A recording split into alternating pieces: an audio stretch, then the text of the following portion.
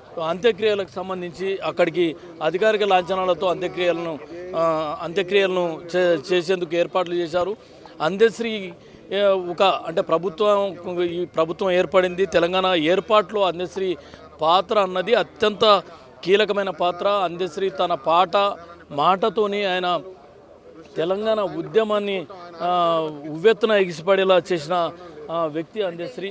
మంత్రి ఇక్కడ మొత్తానికి అంటే పూర్తి స్థాయిలో అధికారిక లాంఛనాలతో ఇక్కడ ఏర్పాట్లన్నీ చేస్తున్న పరిస్థితి అయితే ఉంది.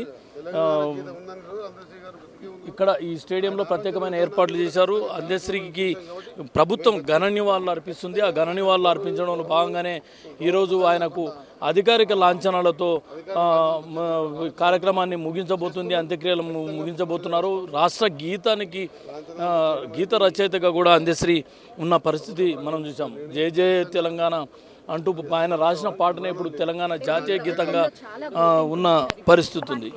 ఆయనకు ఈ రాష్ట్ర ప్రభుత్వం తెలంగాణ రాష్ట్ర గీతంగా ఆయన రాసిన గీతానికి గుర్తింపునిచ్చి అక్కడి నుంచి ఆయనకు ఇవ్వాల్సిన అంటే తెలంగాణ సమాజంలో ఆయనకున్న గౌరవాన్ని నిలబెట్టే దిశగా ప్రభుత్వం ముందుకెళ్లే ఆలోచనలో ఉన్నట్టుగా తెలుస్తుంది. మంత్రి గారు ఉన్నారు, చెప్పండి సార్, ఎలా అందశ్రీ గారి అంత్యక్రియల్ని ప్రభుత్వ లాంఛనాలతో చేయడానికి ముఖ్యమంత్రి గారు కేబినెట్ అందరం కూడా నిర్ణయం తీసుకున్నాం. ఖచ్చితంగా అందశ్రీ గారు ఆయనకు చావు లేదండి. తెలంగాణ గీతం ఉన్నన్ని రోజులు అందశ్రీ గారు బ్రతికే ఉన్నట్టు నా లెక్క.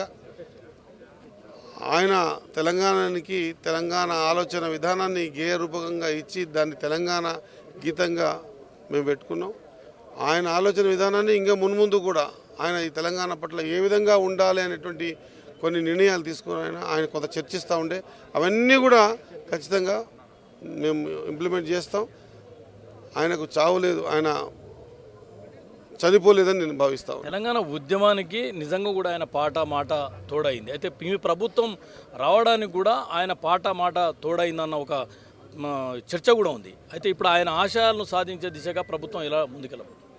ఆయన ఆలోచన ప్రతిదీ కూడా కంపల్సరీ ముఖ్యమంత్రి గారు మేమంతా కూడా చాలా సందర్భాల్లో ఆయన లోతైన ఆలోచనని బేరుజు వేసుకొని ఆయనకు తెలంగాణ గీతం ఆయన రాసిన గీతాన్ని కూడా తెలంగాణ గీతంగా అనౌన్స్ చేయడం జరిగింది.